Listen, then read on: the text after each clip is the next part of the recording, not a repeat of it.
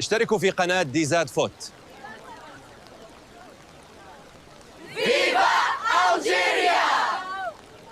السلام عليكم ورحمة الله تعالى وبركاته خوتي.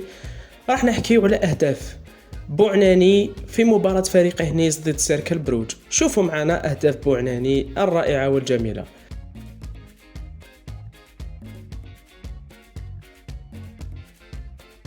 الهدف الأول لبوعناني اللي سجلوا فريقه كان بتمريرة من زميله المدافع، تمريرة في العمق. بوعناني تحول على الجهة اليسرى، سدد الكرة مباشرة دون انتظار من زاوية مغلقة وأسكنها الشباك. طريقة رائعة ومميزة. شوفوا الإعادة بالعرض البطيء.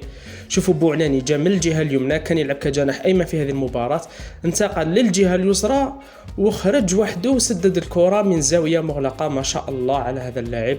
شوفوا الهدف الثاني، توم لوشات اللاعب الجزائري الآخر في صفوف نيس اللي عنده أصول جزائرية من جهة والدته، مرر تمريرة في العمق لبدر الدين بوعناني وسجلها بطريقة رائعة. واش رانا نشوفوا هنا؟ نشوفوا باللي بوعناني لاعب يتحرك، ما يبقاش في الجناح الأيمن، يدخل في العمق، يدخل يتحول على الجهة اليسرى، يدخل لوسط الميدان.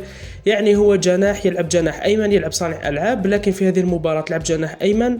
لكن رغم هذا صنع الفرق بتحولاته، يعني تحركاته السريعة في عمق الميدان وتحولاته على الجهة اليسرى.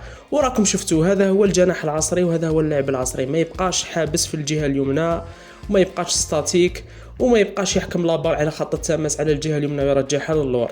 هذا هو الجناح العصري، لازم يلعب بهذه الطريقة. احنا عندنا حاج موسى، عندنا بوعناني يتميزوا بهذه الخاصية. نتمنى ان شاء الله منحهم الفرصة رفقة عديد اللاعبين الصاعدين الاخرين، على غرار مثلا لوفرو شلفي المنتقل للبارسا اللي لازم يتواصلوا معاه، ياسين بن حطاب لاعب نانت الفرنسي، ربما حتى في حال تألق بشير بلومي مع هار سيتي. يعني عندنا بزاف لاعبين في ذلك الجناح، حتى رفيق قيطان ما شاء الله عليه يتميز بهذه الخاصية. ان شاء الله يقدموا موسم كبير ويعطيهم الفرصة في المنتخب الوطني ويخليونا من عقلية التهميش والاعتماد على الخبرة المزعومة والتجربة اللي خرجتنا 3 مرات متتالية بإقصاءات مذلة في آخر 3 سنوات مع المنتخب الوطني. إلى هنا نصل للنهاية أعزائي المشاهدين، لا تنسوا دعمنا بلايك، اشتراك وتفعيل الجرس ليصلكم الجديد والمزيد دوما. سلام.